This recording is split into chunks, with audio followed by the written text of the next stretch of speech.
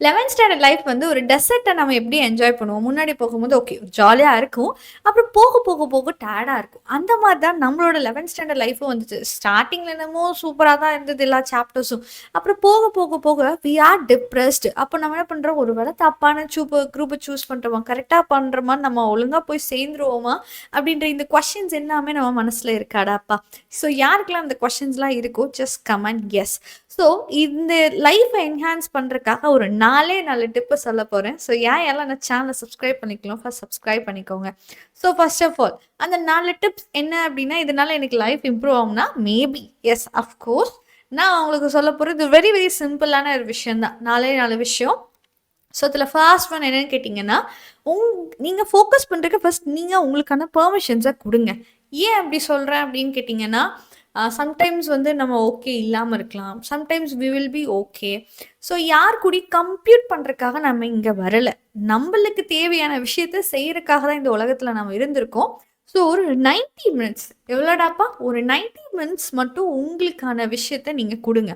அதுல நம்மளுக்கு தேவைப்படுற விண்டோஸ் அந்த 90 மினிட்ஸ்ல நம்மள நாமளே தெரிஞ்சுக்க முடியும். ஸோ ஒரு 90 மினிட்ஸ் பொறுமையா நம்மளுக்கான தேவைகள அங்க செஞ்சுக்கணும். செகண்ட் நம்பர் டிப் வந்து நமக்கு ஆப்பர்ச்சுனிட்டீஸ் இல்லாம இல்ல. ஸோ ஒரே இடத்த நம்ம நோக்கி போறக்கு. We have lot of opportunities and அந்த லாட் ஆஃப் ஆப்பர்ச்சுனிட்டீஸ பிராக்டிஸ் பண்ற கிரவுண்டா இருக்கிறதே இந்த 11th ஸ்டாண்டர்ட் தான். எஸ்.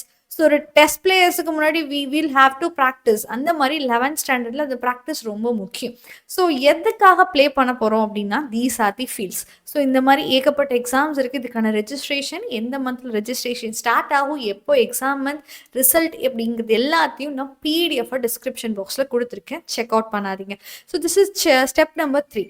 ஸோ நம்மளோட டேவ நம்ம கொஞ்சம் லைட்டா வச்சுக்கணும். ஓவர்லோடலாம் வச்சுக்க வேண்டாம். ரொம்பலாம் பார்க்க வேண்டாம். ஸோ மேக்ஸிமம் எவ்வளோ பண்ணலாம்? எல்லாத்தையும் ஒரு நேரத்துல நம்மளால செய்ய முடியாதுங்கிறது தான் நிஜத்தமான உண்மை.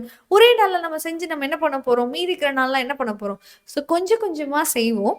ஸோ சிம்பிளா ஒரு 3 டாஸ்க் தான். ஒரு கான்செப்ட் படிங்க. அந்த கான்செப்ட்ல இருக்கிற பிராக்டிஸ் செக்ஷன்ஸ பிராக்டிஸ் பண்ணுங்க.